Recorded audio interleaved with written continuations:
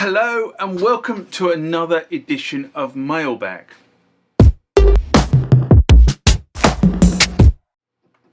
What is Mailbag? Well, Mailbag is a feature of the channel where you guys leave lots of comments on the channel and I attempt to answer those comments, or if I can't answer those comments, I throw it out to you guys who have more knowledge on some of this stuff than I do.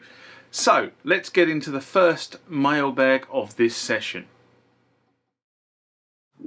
Remember, like, comment, subscribe to the channel. Go over to Instagram and follow me there. Go over to Facebook, follow me there. That's where the normal notices are.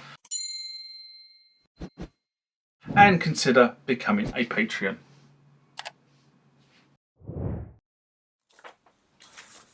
Next comment or question comes from Bashan Vibe. And this was in response to Roland released the Fantom EX engine, a video I did in, or an SMR I did actually in November 2023. And what Bash is saying is, are you saying that I have to be on the update 3.2 before applying the EX upgrade? Now, this was really interesting, and I have to be honest and say I've seen very little guidance come through after this to say one way or the other, but the guidance does not specifically specify whether it requires the latest operating system or you can go from a prior operating system. And manufacturers are kind of a bit whirl when they kind of make these things. My personal opinion is they kind of expect you to have gone version 1, version 1.2, version 1.3, version 1.4, version 2. And sometimes you have to go in sequence because all they do is, with the version patch, they apply the new functionality. They don't actually redeploy the operating system. Okay, so that's the kind of the thing to bear in mind here. You can say, right, I'm going to put version 1.4 on, having not loaded 1, 2 and 3, and then find out it doesn't work, or it doesn't work as expected, because all the things it's kind of expecting to be there in 1, 2 and 3 aren't in patch 4. Some manufacturers are really good because in version 1 they convert everything in version 0. In version 2 they have everything in version 1. And other manufacturers just say, actually, you know what, every version that we release will be a full operating system deploy. And again, it kind of depends also on how the synth stores. If it stores it in ROM, then you can't just blat a point release down. You have to put the whole thing, you have to write the whole thing to ROM, otherwise it won't work. So you know, there is that sort of stuff going on. So the answer is they haven't released any guidance. What I would turn around and say is I would definitely update to the latest operating system before applying the EX upgrade if you're going to go and buy it. That's my advice. Next comment question comes from Hanny NCO, and this was a response to Korg OASYS installing more memory and a new battery, a video I did in July 2018. And Hanny writes, "Hi sir, do you video OASYS how to replace the hard disk? Mine about crash can boot to programs since on and has system error 5. Do you replace your OASYS with SSD? Thanks in advance." I think this was a translation from another language, if I remember correctly. And now, again, this is kind of one of those yes or no answers. I know I do a lot of yes or no answers because things quite often aren't as straightforward as they seem. The answer is yes, you can install an SSD, so I'll start with that, into your Korg OASYS, and there are actually a number of people on the internet who actually have shown you how to do it. There are also a number of people on the internet say you can do it and then don't tell you how to do it, which always annoys the nuts out of me, because if you're going to make a statement like that, at least point to where the evidence is. I do think some people just bang on the bandwagon. Oh yes, you can do it. Prove it. Anyway, so you can find a number of people who tell you how to do that. The Korg OASYS motherboard does not support an SSD natively. All right.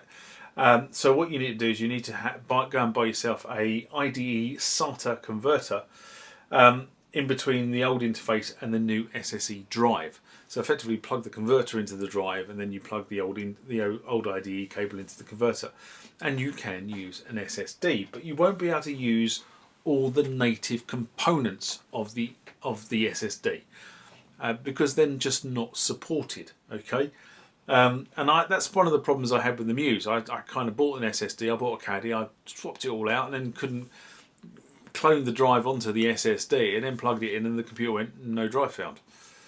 And the reason was quite simply because the computer motherboard BIOS was so old that it didn't recognise the SSE command set or the SSD command set. And yes, you can get around this. I could probably have loaded stuff into the BIOS, but I didn't really want to do that because that then starts to get down to sort of embedded programming, and that is not my forte. But I'm sure people out there have done it, if I'm brutally honest. But again, if you have done it and you know how to do it, leave a comment, show me how you done it, and I'll lovingly go and follow your directions. So